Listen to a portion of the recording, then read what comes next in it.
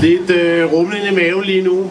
Men det er fandme dejligt at se så mange både kollegaer og røde faner og andre forbund og høre de flotte taler, de flotte ord. Tak for det. I påsken der udskreves en konkurrence på Prosas hjemmeside, som jeg tillod mig at deltage i. Og konkurrencen gik på at skrive et påskedigt, og til lejligheden har jeg lige prøvet at omformulere det lidt. Hvis det ikke lyder helt på rim, så bær over med mig, men det kommer her.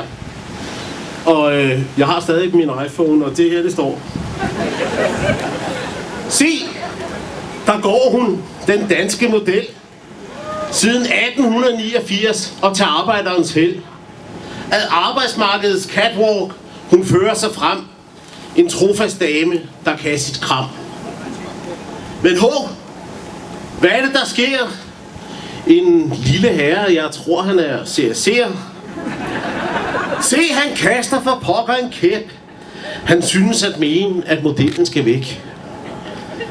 Jamen, ved han da ikke, den kære herr Lind, at vælte modellen kræver mere end en pind? For damen i den røde kjole er gjort af et stof af den gamle skole. Trods len og pind, hun rækker hånden frem på kollegaer. Nej, nu er kommet for langt. Men trods len og pind, hun rækker hånden frem. En klog ville tage den, hvis han kunne sit kram. Til modellen er stolt og klog og dansk. Og sammen vil vi sejre her til lands.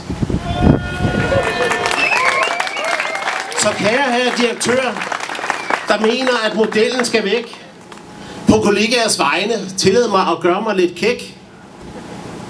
Med knyttede hænder, moralen skal lyde. Værn om modellen, født af en jøde.